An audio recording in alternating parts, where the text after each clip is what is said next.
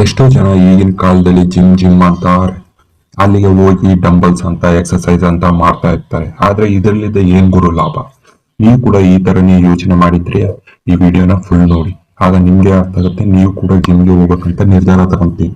Benefit number 1, fat ಗಿಂತ ಜಾಸ್ತಿ muscle burn ಆಗುತ್ತೆ. ಇದರಲ್ಲಿದ್ದ ಮಸಲ್ ವೇಟ್ ಅನ್ನೋದು ಇನ್ಕ್ರೀಸ್ ಆಗುತ್ತೆ. ಬೆನಿಫಿಟ್ ನಂಬರ್ 2, ಮ್ಯೂಸಿಕ್ ನಿಂದ ವರ್ಕೌಟ್ ನ ಚೆನ್ನಾಗಿ ಮಾಡ್ಬೋದು. ಇದರಲ್ಲಿದ್ದ ಇಂಟೆನ್ಸಿಟಿ ಆಫ್ ವರ್ಕೌಟ್ ಅನ್ನೋದು ಇನ್ಕ್ರೀಸ್ ಆಗುತ್ತೆ. ಬೆನಿಫಿಟ್ ನಂಬರ್ 3, ಎಕ್ಸರ್ಸೈಸ್ ನಮ್ಮ ಏಜ್ ಅನ್ನೋದು ಕಡಿಮೆ ಮಾಡ್ಕೊಳಕ್ಕೆ ಹೆಲ್ಪ್ ಆಗುತ್ತೆ. ಅಂದ್ರೆ ಬೇರೆಯವರಿಗೆ ನಾವು ಇನ್ನ ಕಡಿಮೆ ವಯಸ್ಸಿದೆ ಅಂತ ಕಾಣಿಸೋಕೆ ಹೆಲ್ಪ್ ಆಗುತ್ತೆ. ಬೆನಿಫಿಟ್ ನಂಬರ್ 4, ಎಕ್ಸರ್ಸೈಸ್ ಗಳಿಂದ ನಮ್ಮ ಸ್ಟ್ರೆಸ್ ಲೆವೆಲ್ಸ್ ಅನ್ನೋದು ಡಿಕ್ರೀಸ್ ಮಾಡ್ಕೋಬಹುದು. ಬೆನಿಫಿಟ್ ನಂಬರ್ 5, ಜಿಮ್ ನಲ್ಲಿ ನಾವು ಜಿಮ್ ಮಾಡ್ತಾ ಇದ್ದಾಗ ನಮಗೆ ಕೂಡ ಯಾವುದೇ ಒಂದು ಪೊಟೆನ್ಶಿಯಲ್ ಅನ್ನೋದು ಇನ್ಕ್ರೀಸ್ ಆಗುತ್ತೆ.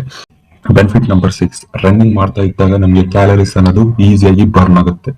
ಬೆನಿಫಿಟ್ ನಂಬರ್ 7, ಎಕ್ಸರ್ಸೈಸ್ ಒಂಥರ ಫನ್. ನಾವು ಅದನ್ನು ಮಾಡೋದ್ರಲ್ಲಿ ನಮಗೆ ಒಂಥರ ಹ್ಯಾಪಿ ಹಾರ್ಮೋನ್ಸ್ ಅನ್ನೋದು ಇನ್ಕ್ರೀಸ್ ಆಗ್ತಿರುತ್ತೆ.